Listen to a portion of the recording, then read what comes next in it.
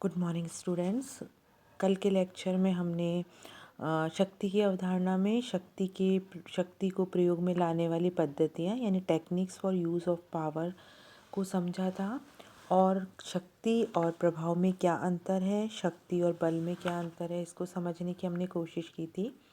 आज हम इसका last part concept of power में इसका लास्ट पार्ट करेंगे, और वो है कि शक्ति जो है वो कैसे नापी जाती है, हाउ पावर इज़ मेजर्ड।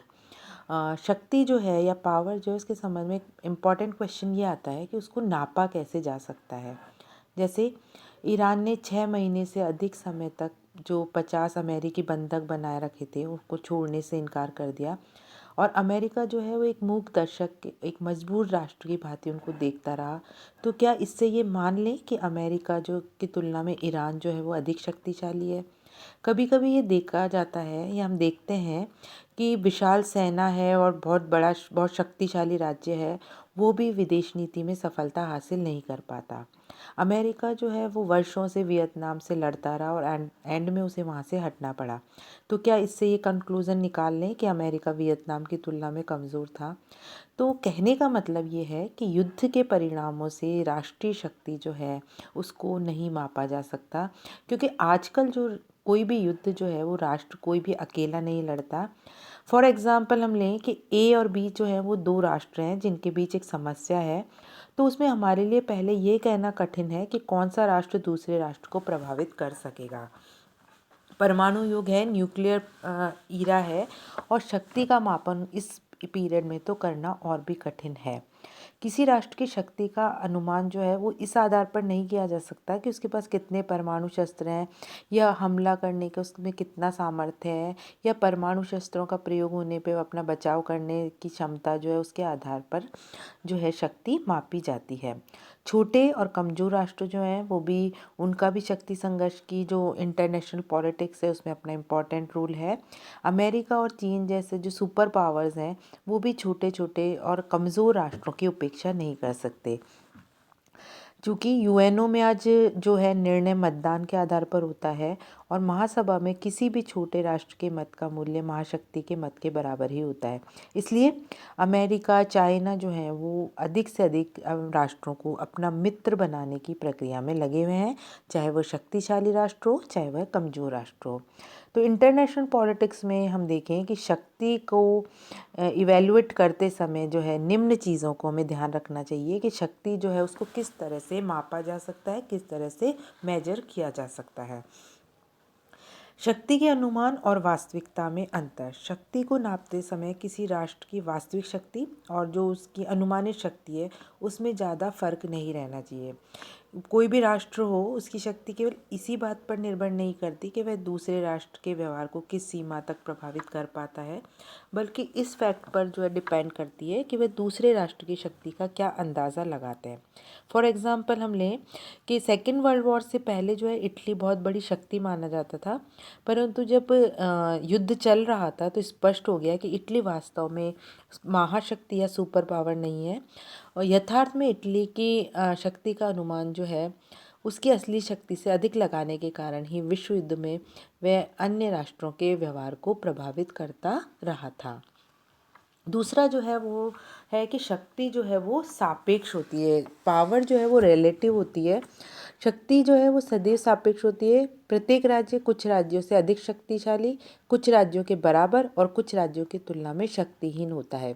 एक ही राज्य एक ही समय पर एक अन्य राज्य की तुलना में बहुत अधिक शक्तिशाली तो दूसरे के राज्य की तुलना में शक्तिहीन हो सकता है।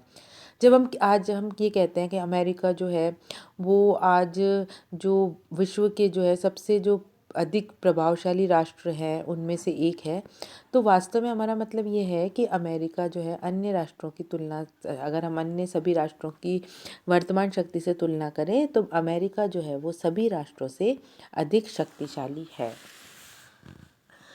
तीसरा अगर हम इसमें देखें तो है कि शक्ति जो है वो राष्ट्रीय शक्ति जो है, जो नेशनल पावर है, उसका स्वरूप सदैव ही तुलनात्मक पद्धति से निर्धारित किया जाता है, यानी कंपैरेटिव उसका स्टेटस होता है। जब हम किसी भी राष्ट्र को शक्तिशाली कहते हैं तो हमारे राष्ट्र में उन राष्ट्रों का चित्र रहता है जो उसके कंपेयर में निर्बल है। किसी राष्ट्र को निर्बल कहते समय हमारे मस्तिष्क में जो है उन राज्यों का चित्र रहता है, उन राज्यों को हमारा विचार रहता है जो कि शक्तिशाली हैं। तो राष्ट्र की शक्ति का निर्धारण इस प्रकार तुलनात्मक रूप से ही कंपैरेटिव इससे पॉसिबल है, और ऐसा करते समय राष्ट्र को शक्तिशाली बनाने वाले तत्वों को ध्यान में रखकर दूसरे राष्ट्र के तत्वों से उसकी तुलना की जाती है। राष्ट्र शक्ति की दृष्टि से दो राष्ट्र जो है वो कभी भी समान नहीं हो सकते। ये उसी तरह से है जैसे कि राष्ट्र शक्ति की दृष्टि में कोई भी दो व्यक्ति समान नहीं हो सकते। इसके अतिरिक्त राष्ट्रीय शक्ति के सभी तत्वों का महत्व समान होता है। यदि कोई राष्ट्र शक्ति के किसी तत्व को अधिक महत्व न देकर उसके आधार पर अगर अपनी फॉरेन पॉलिसी को डिसाइड करता है तो वह निश्चय ही फेल हो जाता है, उसे फेलियर का सामना करना पड़ता है। शक्ति का विश्वसनीय होना, अंतर्राष्ट्रीय शक्ति जो इंटरनेशनल पॉलिटिक्स है उसमें शक्ति पावर का जो है वो विश्वसनीय होना बहुत ज़रूरी है। जो धमकी विश्वसनीय नहीं होती उसको शक्ति के खेल में कोई अर्थ नहीं है। मान लें हमें कि एक राष्ट्र क है और उसने राष्ट्र ख को ही धमकी दे दी कि वह अपनी अगर इच्छा अनुसार व्यवहार न करने पर उसके खिलाफ बल का प्रयोग करेगा।